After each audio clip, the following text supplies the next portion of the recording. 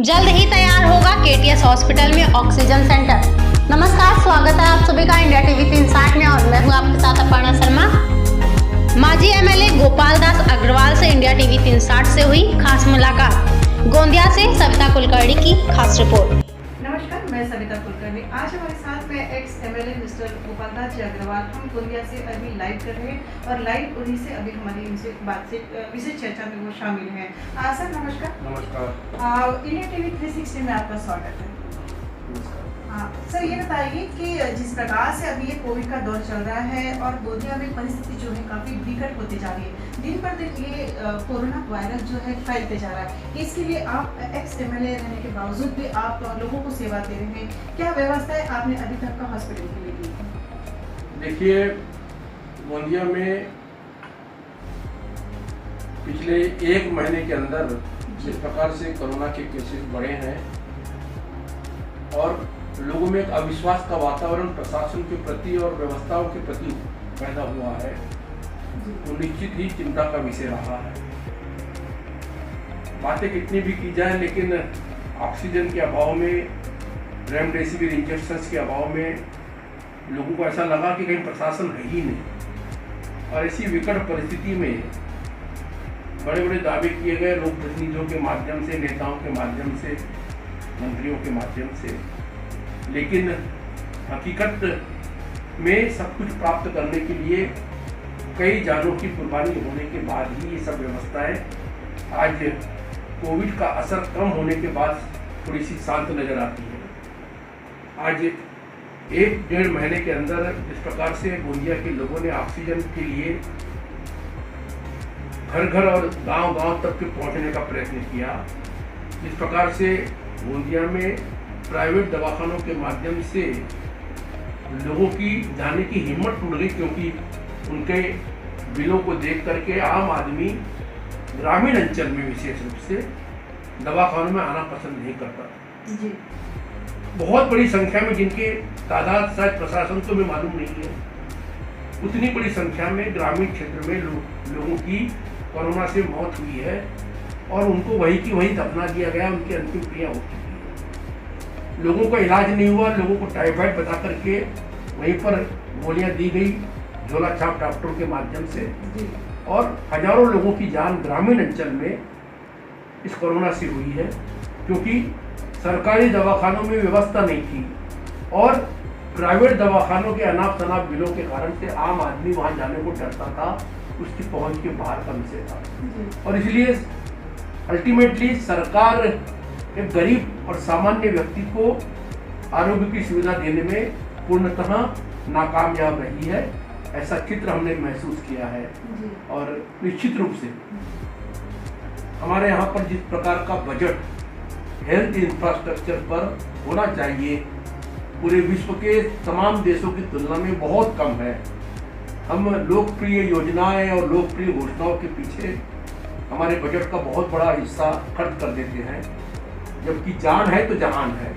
और इसलिए health infrastructure को मजबूत करने का काम महाराष्ट्र में भी, एक प्रगतिशील महाराष्ट्र जो पूरे देश में जाना जाता है, वहाँ पर गंभीरता के साथ करने की आज हम आवश्यकता महसूस करते हैं। जिस प्रकार से जो ऑक्सीजन चल रहे हैं, ऑक्सीजन भी बहुत सारे लोगों को नहीं मिल रहा है और ये केंद्र सरकार जो है अभी तो आप केंद्र सरकार जो है मतलब जवाबदार, तो जनता यही कहती है कि केंद्र सरकार इसके लिए जवाबदार है। पहली जो लाट आ चुकी थी उसमें काफ़ी जो अभाव था वो कम से कम नज़र आ रहा था। ये जो कोरोना का वायरस जो है ये भी लोग काफ़ी भूल चुके थे, वो कम भी नज़र आ रहा था, पब्लिक मतलब बिंदास होकर भी बाहर घूम रही थी, निकल रही थी। परंतु ये जो सेकंड लाट आने के चांसेस थे, सेकंड लाट आने वाला है, कोरोना की लाट आने के बाद में ये जो व्यवस्थाएं जो की जा रही है, जिस प्रकार से लोगों को अभी ऑक्सीजन नहीं मिल रहा, रेमडेसिविर भी नहीं मिल रहा, तो ऐसे में क्या कहिएगा कि जैसे कि अभी तो केंद्र सरकार के ऊपर भी लोग काफ़ी उंगली उठा रहे हैं कि जिस प्रकार से जो मोदी सरकार कर रही है तो वो गलत है, ये पहले करना चाहिए था, इसके लिए आप क्या कहना चाहेंगे? ये तो तय बात है कि आज हिंदुस्तान की आम जनता के मन में किसी से आशा है तो वो सिर्फ प्रधानमंत्री नरेंद्र मोदी से। जी हाँ। और इसलिए जो भी फेल्योर है उसके लिए वो जवाबदार जरूर माने जाएंगे, लेकिन आप याद कीजिए पिछले कोरोना के संकट को, उस कोरोना के संकट में मोदी जी ने इन सब बातों को भांपकर एडवांस में लॉकडाउन की शुरुआत किया, तब लोगों ने बड़ी प्रतिक्रिया दिया, लोगों ने बड़ी टीका टिप्पणी की, लेकिन उसी का परिणाम था कि हम उस पहली लहर को संभाल पाए। और इसके बाद में जब 3-4 महीने का बीच का समय मिला, उस समय में राज्य सरकारें अपने बाकी के धंधों में लग गई, राजकारण में लग गई, बाकी के योजनाओं में लग गई, लेकिन उन्होंने इस हेल्थ इंफ्रास्ट्रक्चर को बढ़ाने के लिए कोई कार्रवाई नहीं की। हर बात के लिए केंद्र पर सब कुछ थोप देने का काम जो होता है राज्य सरकारों के माध्यम से, इसीलिए पिछले बार 22 लाख करोड़ का आत्मनिर्भर पैकेज माननीय प्रधानमंत्री ने दिया, 8 महीने का लोगों को अनाज दिया, 80 करोड़ जनता को इस बार भी दिया है। लेकिन राज्य सरकारें हर चीज के लिए अगर केंद्र के ऊपर अवलंबित रहेंगी और अपना फंड बाकी अनेक अन्य योजनाओं में खर्च करेंगी, जबकि सबको मालूम है कि विदेशों में दूसरी लहर चालू है, तीसरी लहर चालू है, तो यहाँ के राज्यकर्ता क्या सोए हुए थे? ये बात तय है कि लोगों को अगर विश्वास किसी पर है तो नरेंद्र मोदी पर है, अगर उन पर विश्वास है तो लोगों को उनकी शिकायत भी उनसे ही होने वाली है। और इसलिए आज भले ही हमारे गोंदिया में ना रेमडेसिविर का अभाव है, ना ऑक्सीजन का अभाव है, और कोरोना के पेशेंट भी दिन ब दिन कम होते जा रहे हैं, लेकिन ये परिस्थिति आने वाले समय में भी कभी भी आ सकती है, क्योंकि कोरोना समाप्त नहीं हुआ है। और इसलिए इन व्यवस्थाओं को और मजबूत करने का काम राज्य सरकारें करें। केंद्र सरकार की मदद का हाथ तो हमेशा मिलता है, मिलेगा, इसका मुझे पूरा भरोसा है। अभी जो सरकार आई है, महाविकास आघाड़ी सरकार जो है, और महाराष्ट्र राज्य के मुख्यमंत्री जी है उद्धव जी ठाकरे, और आरपीआई में बहुत सारे अपने नेतागण भी आ गए, तिकड़म ये सरकार बनी हुई है। तो ऐसे में जो उद्धव ठाकरे जी हैं, तो महाराष्ट्र को मतलब जो कंट्रोल करने में, जो कोरोना वायरस का जो दौर चल रहा है, इसको कंट्रोल करने में ये क्या कम कर रहे हैं, ऐसा आपको लगता है? नहीं, एक बात तो मैं उद्धव जी की प्रशंसा करूंगा कि वो एक संवेदनशील व्यक्ति है जी। वे निश्चित रूप से दिल से चाहते हैं कि कोरोना पे नियंत्रण आए, लेकिन खाली एक व्यक्ति के चाहने से कुछ नहीं होगा जब तक कि पूरी सरकार इस काम में ईमानदारी से न लगे। राजकारण बाजू में रखकर और एक दूसरे पर आरोप प्रत्यारोप करने के बजाय अगर हम लोग सकारात्मक विचार से अगर ये सरकार काम करेगी तो केंद्र सरकार की मदद से हर स्थिति से मुकाबला किया जा सकता है। ऐसे में जो है राजकारण को बाजू में रखकर, तभी मैंने कहा जी जितने भी राजकारणी जो है, तो इन्होंने कंधे से कंधे मिलाकर देखिए शरद पवार साहब ने कभी शरद पवार साहब ने केंद्र और राज्य के विषय में कभी कहा नहीं। उन्होंने हमेशा कहा है कि केंद्र की मदद मिलती है। एक अनुभवीशील व्यक्तिमत्व है, वही बात उद्धव ठाकरे साहब की है। वे बहुत संवेदनशील व्यक्ति हैं, लेकिन उनकी टीम के बाकी लोग,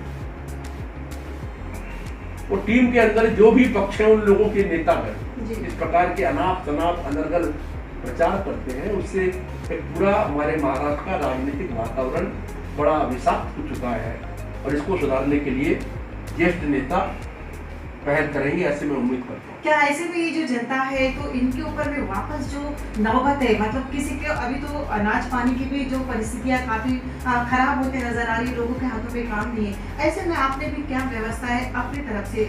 देखिए, पिछली बार जब ये सरकार ने, केंद्र सरकार ने अनाज देने का निर्णय करने में थोड़ा सा विलम्ब हुआ और वो प्रोसेस को वर्क रूप में लाने के लिए टाइम लगता ही है, तब हम लोगों ने लोगों को फूड पैकेट वगैरह दिया। अभी की परिस्थिति में हमारे यहाँ पर अनाज के लोगों को किसी की कोई चिल्लाहट नहीं है, सिर्फ लोग दवाखानों में व्यवस्थाएं चाहते हैं, लोग सस्ता इलाज चाहते हैं, लोगों को सही मार्गदर्शन की आवश्यकता है, और वैक्सीनेशन का जो प्रोजेक्ट है, चाहे विदेशों से वैक्सीन लाना पड़े, रशिया से आ रही है और भारत के अंदर भी प्रोडक्शन बढ़ाने का प्रयत्न चालू है, इसके माध्यम से इस कोरोना को रोका जाएगा। और निश्चित रूप से जो आपने कहा कि अनाज की कमी है, अनाज की कोई कमी नहीं है। ग्रामीण अंचल में पूरी तरह हमारी आर्थिक व्यवस्थाएं चल रही है, विकास के काम चालू हैं। तो परंतु अभी तो जो जिस प्रकार से जो दौर चल रहा है, ऐसे में तो मजदूर भी बाहर नहीं निकल रहे, किसी के हाथ में अभी काम भी नहीं, सब अपने अपने घरों में काम कर रहे हैं। वर्क फ्रॉम होम का ही दौर चल रहा है।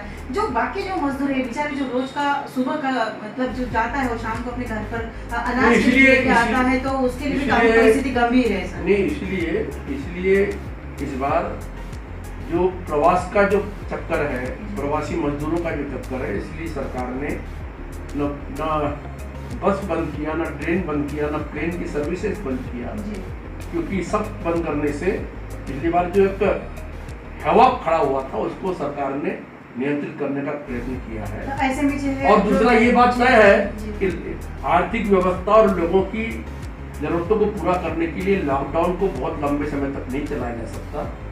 हमारे यहाँ भी 15 मई के बाद में मुझे पूरी उम्मीद है कि जो आज प्रतिदिन 48,000 का आंकड़ा चल रहा है वो घट करके 15 मई तक 20,000 के अंदर जाएगा, और ये हमारा लॉकडाउन और थोड़ा सा शिथिल करने का सरकार निर्णय लेगी। अभी जो है ऑक्सीजन की यहाँ पर एक कमतरता है जो चल रही थी प्राइवेट हॉस्पिटल में भी हो, गवर्नमेंट हॉस्पिटल में, तो अभी वो ऑक्सीजन वो सब व्यवस्थाएं करीब व्यवस्थित हो चुकी है। बहुत से प्राइवेट हॉस्पिटल ने प्राइवेट ऑक्सीजन प्लांट लाया है, एक जगह लग भी गया है, दूसरी जगह बहुत जल्द आने वाला है। हमारे यहाँ मेडिकल कॉलेज का जो गवर्नमेंट का केटीएस दवाखाना है, वहाँ पर भी ऑक्सीजन टैंक्स वगैरह लगने के बाद में वहाँ पर खुद की उनके ऑक्सीजन बनने लगेंगी। और कितने दिनों में सर ये सब अगले 1 हफ्ते के अंदर सब कुछ हो जाएगा। और आज की तारीख में ऑक्सीजन का भरपूर साठा उपलब्ध है, इंजेक्शन रेगुलरली पर्याप्त मात्रा में आ रहे हैं। पर सर कुछ सूत्रों के हवाले से ये भी पता चला कि यहाँ पर लोग जो है जो इंजेक्शंस है, वैक्सीनेशन के लिए लोग डर के मारे नहीं जा रहे। 1 या 2 ही हमें नजर आया है, जहाँ पर भी हमने हॉस्पिटल का सर्वे किया है, तो लोग ये कहते हैं कि वैक्सीन लेने के बाद में किसी का देहांत हो गया तो किसी को सूट होता है, किसी को नहीं होता है, कोई किसी को बुखार आने के बाद में वो चल बसे। तो ऐसे में क्या एक आदमी नहीं है पूरे हिंदुस्तान में जिसको वैक्सीन लेने के बाद में वो चल बसा हो, एक आदमी नहीं है। बुखार आती है और इसलिए वैक्सीनेशन सेंटर पर ही हर वैक्सीन लेने वाले को पैरासीटामोल की गोली दी जाती है कि वो आप पैरासीटामोल लीजिए। कई लोग बुखार आने के बाद पैरासीटामोल लेते हैं, लेकिन मेरी सबको सलाह है कि पैरासीटामोल आपका वैक्सीनेशन होने के बाद में घर में आने के बाद पहला काम गोली खाइए और अपने आप को सुरक्षित रखिए। कोई किसी प्रकार की वैक्सीन से कुछ तकलीफ नहीं है। आज मैंने दोनों डोज ले लिया, 1 मार्च को एक पहला लिया, 4 अप्रैल को दूसरा लिया। आज मेरी एंटीबॉडी 2500 से ज्यादा हो गई। तो इसलिए एंटीबॉडी बन गई, लेकिन इसके बाद भी हमको मास्क लगाना है, सामाजिक अंतर रखना है, हमारा हाथ धोने का काम करना है, क्योंकि बीमारी को हम रोक सकते हैं और वैक्सीन लगाकर इस बीमारी को रोककर ही इस कोरोना को हम हरा सकते हैं। जी हाँ, बहुत बहुत धन्यवाद। ये थे आज हमारे साथ में ex MLA mister Gopal Das ji Agarwal. इन्होंने बहुत सुंदर सी जानकारी हमारे चैनल को दी है। मित्रों, ये बात तो सच है कि अभी जो कोरोना का जो दौर है, इन लोगों ने भी काफ़ी अच्छी मदद यहाँ के लोगों को दी है। जो मजदूर थे उनको भी अनाज की यहाँ पूर्तता नहीं पूर्तता है और सभी को वो मदद भी दे रहे हैं। दूसरी बात ये है कि एक नई बात उन्होंने बहुत सुंदर से कही है कि यहाँ ऑक्सीजन का प्लांट भी वो लगाने वाले हैं। इसमें जो वैक्सीनेशन का जो दौर चल रहा है, लोग कहते हैं कि मतलब आरटीपीसीआर जो होता है वो तो सही है, परंतु इंजेक्शन लेने के बाद में जाने भी जाती है, बुखार आने के बाद में इंजेक्शन ना ले, ऐसे डर के मारे भी कुछ यहाँ की जो ग्रामीण परिस्थिति बनी हुई है, तो कुछ लोग नहीं जा रहे। पर उनका कहना ये है कि मैंने भी खुद 2 बार इंजेक्शन लिया, वैक्सीनेशन ली है, और इंजेक्शन लेने के बाद में तुरंत ही क्रोसिन की गोली ही अपनाना चाहिए, जिससे अपनी जो बॉडी है एंटीबॉडी वो कवर हो सकती है। तो ये तो बात सच है मित्रों की जब उम्र दराज तो नहीं कहेंगे हम, तो उनको यंग ही कहेंगे। इस दौर में भी वो काफ़ी अच्छा उन्होंने मतलब वैक्सीन लेने के बाद भी जिस तरह से हमें इंटरव्यू दिया है वो तो काफ़ी काबिल तारीफ है। और पर उनका कहना यही है कि लोगों ने डरे नहीं, अपने घर में रहे, सुरक्षित रहे। सच बात तो यही मित्रों की जान है तो जहान है, अपने घर में रहिए, सुरक्षित रहिए, सेल्फ डिस्टेंसिंग का पालन कीजिए। उनका भी यही कहना है कि अपने घरों में ज़रूर रहिएगा, परंतु सेल्फ डिस्टेंसिंग का पालन, यदि आपका कुछ काम हो तो बाहर जाइए, वरना अपने घरों से बाहर न निकले, और जाते भी हैं तो हाथों में सैनिटाइजर करें और मास्क ज़रूर लगाएं।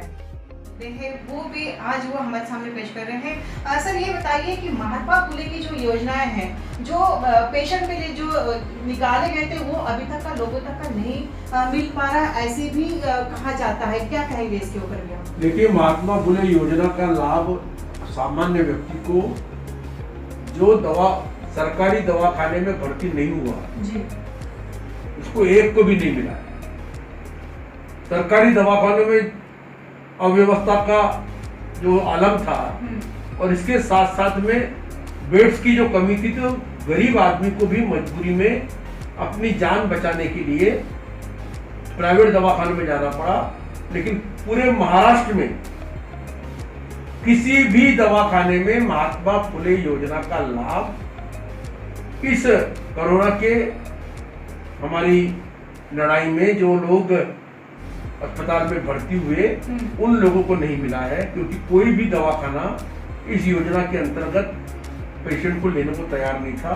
और प्रशासन की मजबूरी थी कि उन दवाखानों के सामने उन्होंने घुटने टेक दिया और निश्चित रूप से गरीब आदमी को कर्जा लेकर अपना सब कुछ बेच खोज कर अपने परिवार को बचाने के लिए जद्दोजहद करना पड़ा है।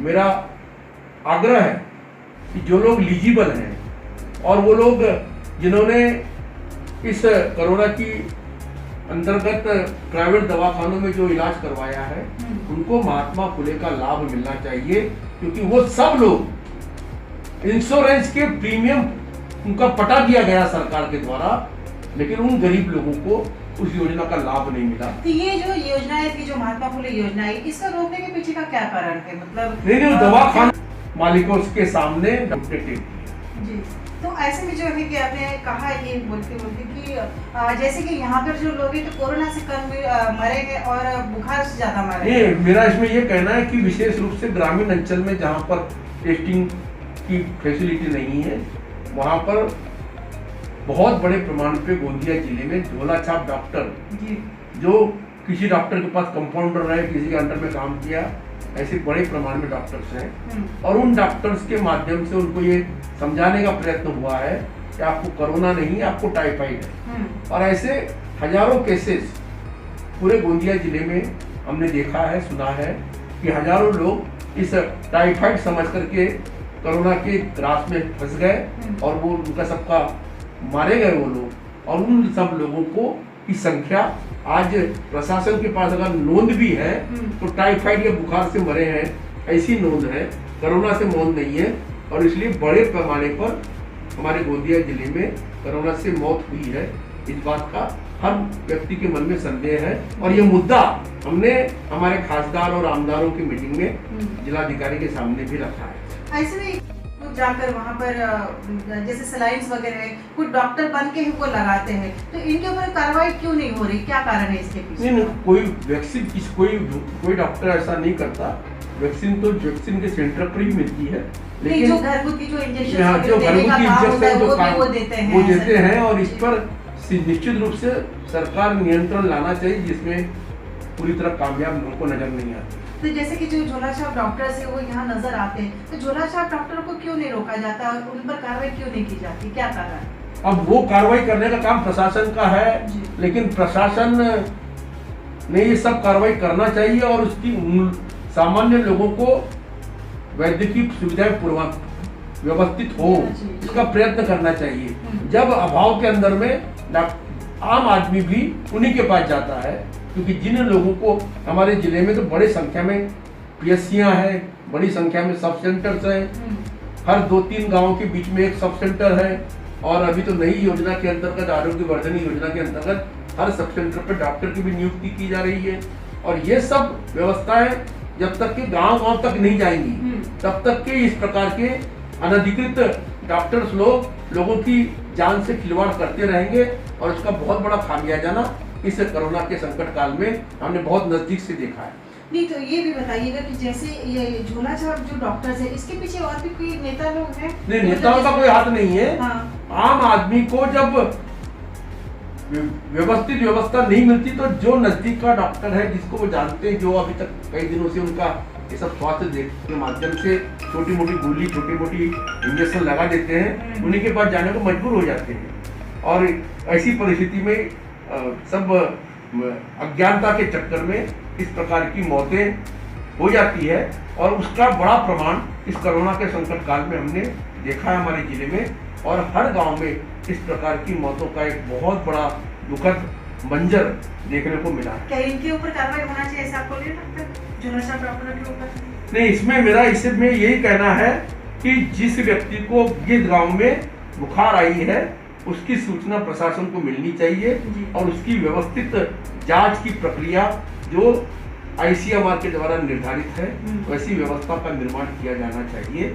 इस प्रकार के अज्ञानता के कारण जिस प्रकार से गांव की ग्रामीण जनता को इस दूसरी लहर में इस कोरोना का कहर सहना पड़ा है उससे निजात मिलना चाहिए।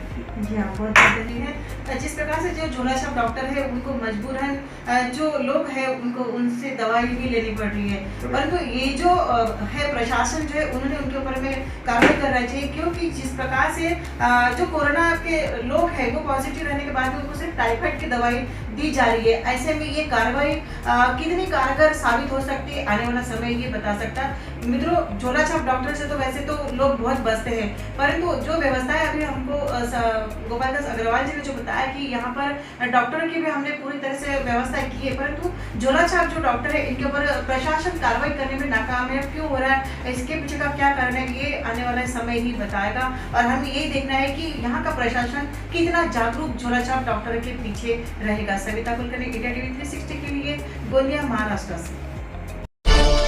Audio Jungle.